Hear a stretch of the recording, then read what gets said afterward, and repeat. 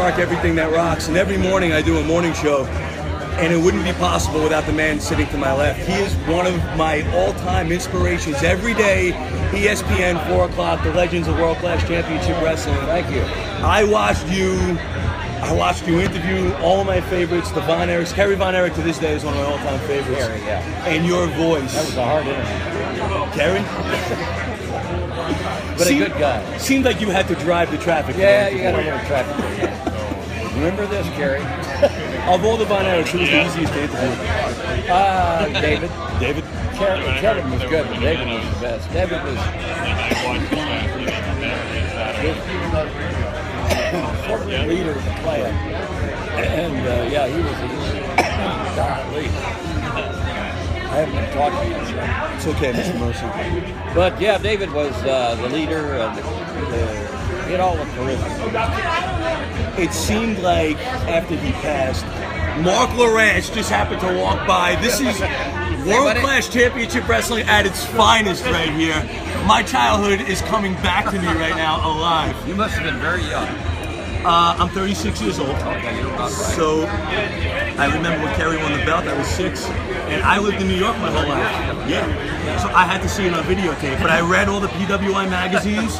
I had to make sure I got the results. It's not like today where you go online and you find out what happened before it happens. Right, yeah. How do you feel the business has changed today, for better or worse? I don't watch much because it seems to be so violent and so much pyrotechnics. Okay. Ours was sort of fitted to a storyline, and it moved from week to week. Sure. Because they had the circuit. So I just think what we happen to do, and like I said, this was pretty well planned. Right. It just happened to fall. That we try to really make the wrestlers personal, and people can understand who they were and how they were. And I think that's a difference today. Our storylines are different. Our features are great features. So, but today's today, and everything evolves. There's always that popular conception of world class. I mean, it's always seemed like Fritz wouldn't rotate the wrestlers out.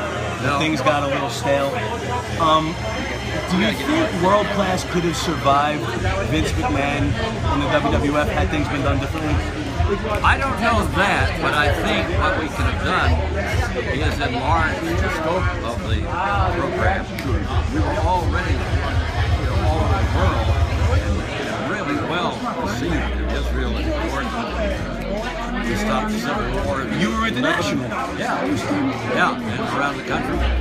And if Fritz had some creative spirit, poor Fritz, he's getting all the bad talk now. But he he went to Israel. We were, Von Erichs and I were the fourth most popular TV people in Israel at the time. So he goes over there to do a show, but he doesn't take us with him to do the TV. Okay. And that was the kind of thing he was unwilling to expand when he had a perfect time to do it. Was it a payment issue? Did he just not want to pay you? That was part of it. He was very extensive. But he also maintained his interest that everything had to revolve around this Amarillo, Texas, Waco, Texas, and all that stuff. So it was just, it's just like a business today where you don't have a very effective CEO. Mr. Mercer, I would talk to you all day, but the thing is, we are at the big event in LaGuardia, and there are a lot of people that want to talk to you too. I can only say what a pleasure it is to finally get to meet you. Well, thank you. It's my pleasure. You truly are. All these kids that watch this, they're growing up. Thank you, Mr. Mercer. You have a great